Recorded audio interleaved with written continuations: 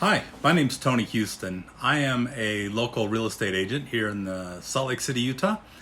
And I just wanted to share a little bit about myself and a little bit about my business and why I chose to partner with Whole Planet Foundation as part of my initial business plan. Give a little history behind that.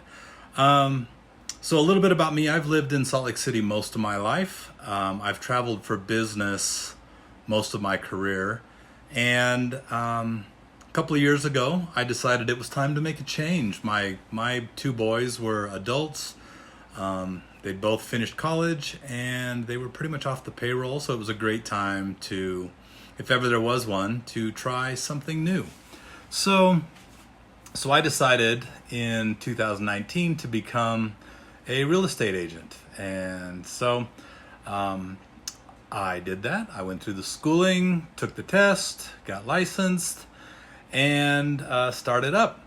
And as part of my business model, one of the things that I wanted to do was have giving back a key element of my business, and to do that in a way that was scalable. So whether I was just doing a little bit of business, and ultimately when I built my business out to where it was very large scale, I wanted to still be able to do that, whichever end of the spectrum I was at.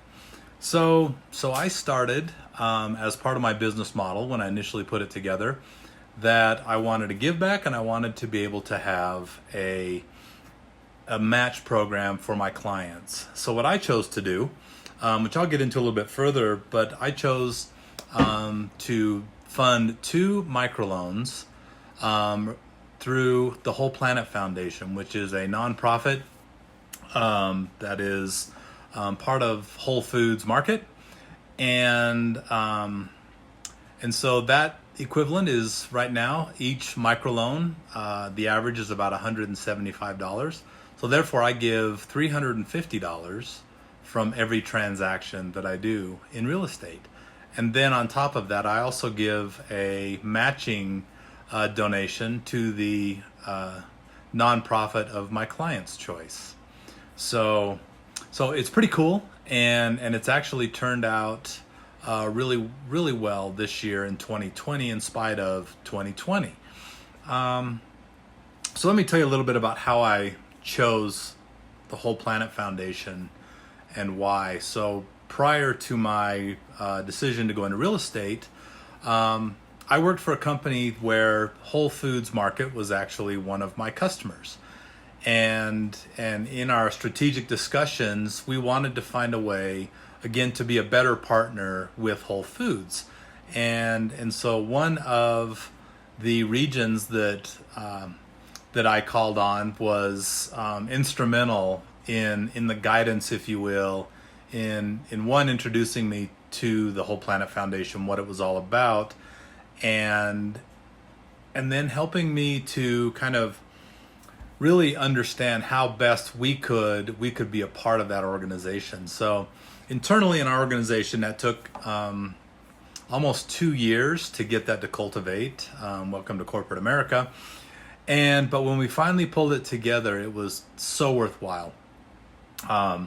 We were able to, based upon the size of our business model, just the size of our business in general, make a very strong contribution to the Whole Planet Foundation. So myself and a couple others from our company, we flew down to Austin, Texas with a giant check, and we were able to donate $100,000 to the Whole Planet Foundation. So little did we know at the time that would be the largest single donation that Whole Planet had ever had up to that date. And so that was pretty cool. And so therefore, out of that came the 100K fund that is now a level of giving within Whole Foods and the Whole Planet Foundation. So that was really exciting. And now I find myself in my real estate business at the other end of that spectrum, starting but building up to see how high we can go over time. I know a lot of people have a lot of questions about real estate, and in this pandemic that we find ourselves in now for 7-8 months, what does that look like for real estate if you're trying to buy a home or if you're trying to sell a home, is it safe? And what I'm going to do, I'm going to run through a couple of key questions on that, at least some of the common questions that we get often about selling or buying a home in the days of COVID. So here we go. Let's talk about some questions about dealing with real estate in the age of COVID. So let's talk about question number one. How are realtors adapting to the COVID-19 environment when helping buyers or sellers? So in Utah, in particular, we've been fortunate that we were identified as an essential business from the beginning. And so we were able to implement protocols to ensure the safety of our agents, our clients, both buyers and sellers. And so there's a couple of basic things that we did. As real estate agents, one of the first things that we would do is for sellers, we would encourage them to utilize a virtual tour.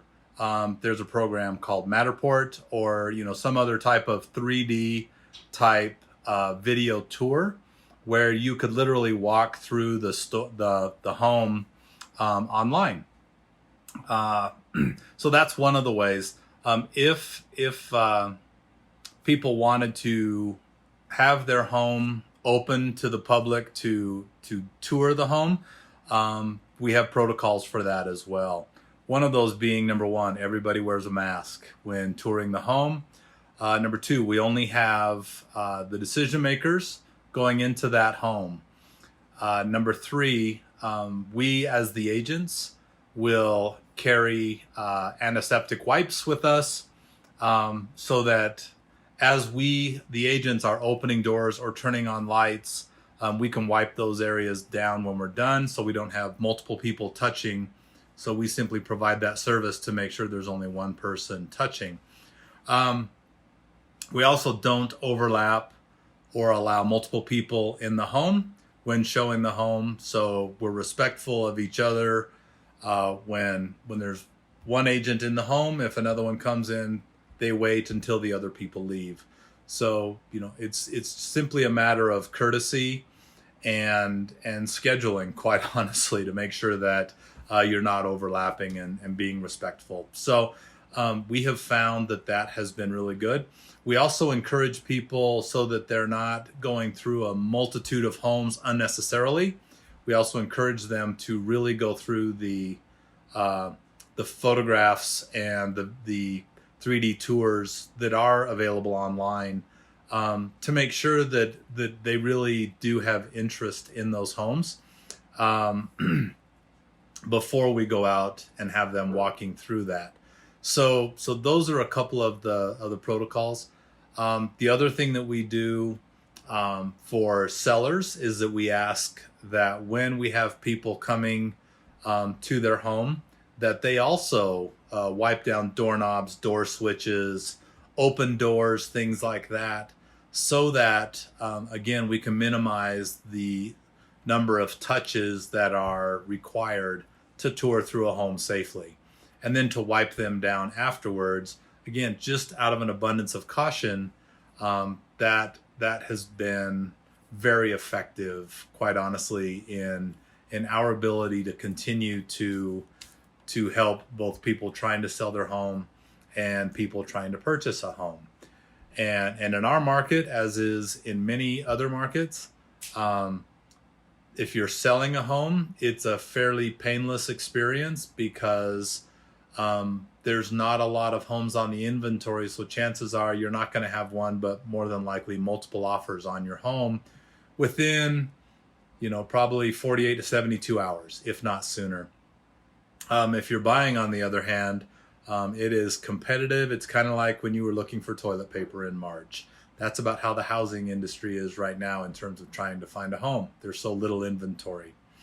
So that being said, let's go into the next question that says, what should I expect as changes due to COVID-19 when buying or selling a home? Honestly, what we find is it really determines or is determined on what's happening in the local marketplace. When you have spikes in cases, that tends to create a reaction, and both within the government officials and then conversely with the public at large. So what we've tried to do, I know when I'm working with my clients, we talk a lot up front about expectations, what can happen in the beginning, what happens if something changes, how do we adapt. Our local board of realtors has created some forms to help us deal with COVID in particular when necessary. But honestly, what we have found is simply communicating frequently and clearly resolves most of these issues as they come up. We try to make sure that people are well informed when we start the process, even before we start the process, so that when you're in the midst of the selling or purchasing of a home, that everybody has a clear understanding of how it's going to go and the steps that are required and how we're going to deal with each of those things as it comes along. But, is there anything to fear? No, not if you hire a professional and that professional is working with you closely. And honestly, it can be a very, very good experience, sometimes frustrating in terms of just the inventory issue of trying to find a home and not having to pay a ridiculous price to get it, which we have seen in some cases. So, but that's ultimately, I would say the key word here is flexibility. Just as things change, you just got to be flexible to move with it. But it doesn't have to be scary. It doesn't have to be unnerving. So, and then one of the things, let's see, the third question is, what is the best way to determine the approximate price of my house? And will I save money selling my house by owner? So let me address the first one. The best way to find out the approximate price of your house is to work with a real estate agent, quite honestly.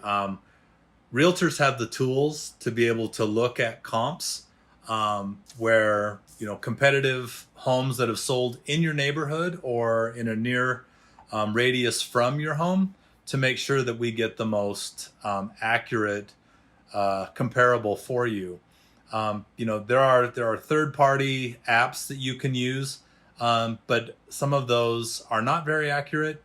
And you're always going to find the most accurate information by utilizing a professional, where they can look at the most current market data for your home and walking through with you not only just the size of the home and the location of the home, but the condition of the home. How does it compare to other homes? For example, is your home up to date? Has it all been recently remodeled or updated? And if so, we want to make sure that we're comparing to those homes that are recently sold that are in similar condition. Or, the other side of it is, if your home hasn't been updated in a fairly long time, we're going to try and match it up to homes that are similar in that have also sold, similar condition, also in a relatively short time period in the past, so that we're getting you the most reasonable comparable that we can. Okay. As far as the will you save money selling your home by owner, the short answer is no. Typically you don't. Typically the statistics show that a for sale by owner usually sells their home for about 6 to 10% less than if they had utilized a realtor to sell their home. And there's a multitude of reasons why. But by and large, what you have is with an agent, you're going to get access to the local multiple listing service. You're going to have a network of access of people to be able to network with each other real estate agents who know or may know people that are looking for a home like yours in your neighborhood.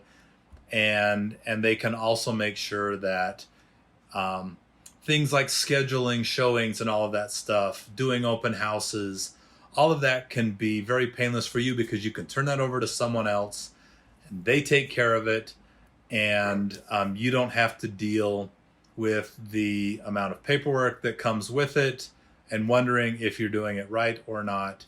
I have found that rarely do people actually save money selling it by owner versus using a professional to help them with the process.